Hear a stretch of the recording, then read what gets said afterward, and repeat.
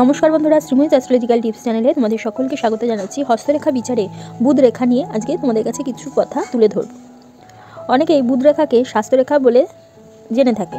কেউ বলে লিভার রেখা, আবার কেউ বলে দ্য হেপাটিকা। বুধ রেখা সাধারণত চন্দ্র পর্বত থেকে উঠে বুধ পর্বতে যায় এবং সেই জন্যই রেখাটিকে বুধ রেখা বলা হয়েছে। এই রেখার মাধ্যমে পরিপাক যন্ত্রের কার্যকলাপ এবং লিভারের কার্যকলাপ ও বিভিন্ন অবস্থার কথা বিশেষভাবে অবহিত হওয়া যায়। হাতের অন্যান্য অংশের দ্বারা নিরূপিত স্বাস্থ্যগত ত্রুটিও বুধরেখার মাধ্যমে জানা যায়। বুধরেখার সহায়তা হস্তরেখার ক্ষেত্রে স্বয়ংসম্পূর্ণ ফললাভের জন্য একান্ত প্রয়োজন। আয়ুরেখা, শনিরেখা এবং রবিরেখার শুভ সমন্বয়ের সঙ্গে যদি বুধরেখার শুভ সমন্বয় ঘটে তবে তা বিশেষ শুভপ্রদ হিসেবেই বিবেচিত হয়ে থাকে। অধিকাংশ রোগী পরিপাক যন্ত্রের ক্রিয়া বৈকল্যের জন্যে সূচিত হয়ে থাকে এবং আমরা একথাও জানি যে পিত্তদোষজনিত কারণে মানুষ অপরাধ প্রবণ হয়ে উঠতে পারে। মন্দ ধরনের শনি এবং বুধ উপায়কে ত্যাগ করে অবৈধ উপায় অবলম্বন করে এবং অপরাধজনক কাজকর্মে লিপ্ত হয়। অতএব পিত্তঘটিত দোষকে উড়িয়ে দেওয়া চলে না। পরিপাক যন্ত্রটি যদি ভালো হয় এবং লিভার যদি যথাযথভাবে কাজ করে, মস্তিষ্ক ঠান্ডা ও সুস্থ থাকে। শুভ বুধ প্রভাবাধীন ব্যক্তিরাই সাধারণত ব্যবসা ক্ষেত্রে বিশেষ সাফল্য অর্জন করে থাকেন। বুধ রেখার মাধ্যমে অন্য গ্রহ প্রভাবযুক্ত ব্যক্তিরও স্বাস্থ্যঘটিত গোলযোগের আভাস আমরা পেতে পারি।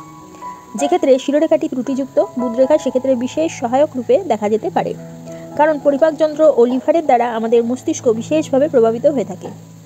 পরিপাকযন্ত্রের ত্রুটিযুক্ত ক্রিয়াকলাপের ফলে হৃদযন্ত্রের কার্যকলাপও কিছু অংশে ব্যাহত হতে পারে। অতএব হৃদয় রেখাটি যদি ত্রুটিযুক্ত হয় তার উত্তর বা ব্যাখ্যা বুধরেখা থেকেও পাওয়া যেতে পারে। শনিরেখা ও রবিরেখার ত্রুটিজনিত ব্যাখ্যা বুধরেখা থেকেও পাওয়া যেতে পারে।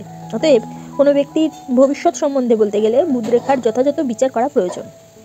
হাতে যদি শনিরেখা না থাকে, সেই ব্যক্তি যেমন প্রতিকূল পরিস্থিতির মধ্যেও সচেষ্টায় স্বীয় ভবিষ্যৎকে রূপায়িত করতে পারে, ঠিক তেমনই হাতে যদি বুধরেখা না থাকে, পরিপাকযন্ত্র তথা লিভার সম্বন্ধে সতর্ক হলে সুস্বাস্থ্যের অধিকারী হতে পারে। অর্থাৎ পরিপাকযন্ত্র তথা লিভারজনিত গোলযোগ থেকে মুক্তি পেতে পারে বুধরেখা না থাকলে। জাতক জাতিকার স্বাস্থ্য সম্বন্ধে কিছু সতর্ক হলেই নিজের চেষ্টায় সুস্বাস্থ্যের অধিকারী হতে পারে।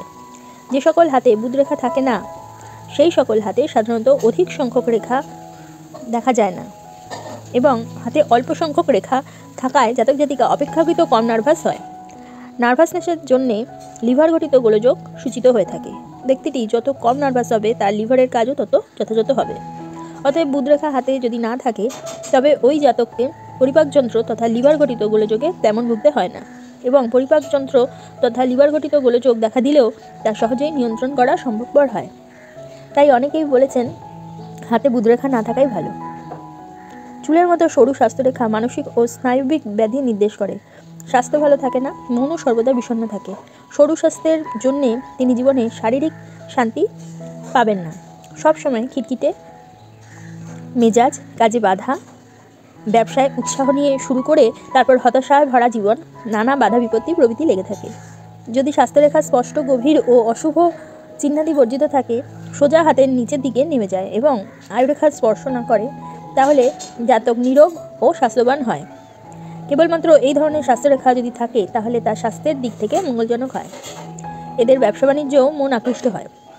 এই জাতক লেখক, সঙ্গীতজ্ঞ, চিত্রকর, পুস্তক প্রকাশক, কাগজের ব্যবসায়ী, শিক্ষক ও রাজনীতিবিদ হয়। বুধরেখাটি চন্দ্রপর্বত থেকে ওঠা উচিত, কিন্তু সাধারণত চন্দ্রপর্বত থেকে ওঠে না। বেশিরভাগ লোকের হাতেই বুধরেখাটি শনিরেখা ও আয়ুরেখার কাছাকাছি জায়গা থেকে এবং হাতের নিচের ভাগের মধ্যস্থল থেকেও উঠে থাকে। আবার কোনো কোনো ক্ষেত্রে মঙ্গলের ক্ষেত্র থেকেও বুধরেখা উঠে থাকে। বুধরেখাটি যদি শনিরেখা ও হাতের প্রান্তভাগের মাঝামাঝি কোনো জায়গা থেকে ওঠে তাহলে তা অনেক অংশেই ভালো। বুধরেখা শনিরেখা ও আয়ুরেখার মধ্যবর্তী স্থান থেকে ওঠার চেয়ে বুধরেখা শনিরেখা ও পার্কিউশন মধ্যবর্তী স্থান থেকে উত্থিত হলে অনেকাংশে শুভপ্রদ। কিন্তু বুধরেখাটি যদি আয়ুরেখা থেকে সূচিত হয় তবে তা বিশেষ অশুভকর। স্বাস্থ্য ভালো রাখতে হলে, ব্যবসায় সাফল্য পেতে হলে বুধরেখাটি আয়ুরেখা থেকে দূরে থাকাই মঙ্গল। তবে যদি আয়ুরেখা থেকে কোনো শাখা বেরিয়ে যদি বুধরেখাকে স্পর্শ করে অথবা কোনো চান্স লাইন যদি আয়ুরেখা ও বুধরেখার মধ্যে সংযোগ সাধন করে, তা তেমন অশুভ নয়। কিন্তু বুধরেখাটি যদি আয়ুরেখাকে স্পর্শ করে বা আয়ুরেখা থেকে উত্থিত হয় তা খুবই খারাপ। তাহলে বন্ধুরা, আজকে তোমরা বুধরেখা সম্বন্ধে কিছু তথ্য জানলে। যদি তোমাদের আমার এই ভিডিওটা ভালো লাগে তাহলে অবশ্যই এটা লাইক করে দিও, তোমাদের পরিচিতদের মধ্যে শেয়ার করে তাদের জানার সুযোগ করে দিও, এবং যারা এখনও পর্যন্ত আমার চ্যানেলটা সাবস্ক্রাইব করোনি অবশ্যই সাবস্ক্রাইব করে দিও, এবং পাশে থাকা বেল আইকনটি প্রেস করতে কিন্তু ভুলো না। তাহলে প্রত্যেকে ভালো থেকো, প্রত্যেকে ভালো রেখো। পরবর্তী ভিডিওতে আবার চলে আসবো, ততক্ষণের জন্য সকলকে ধন্যবাদ, নমস্কার।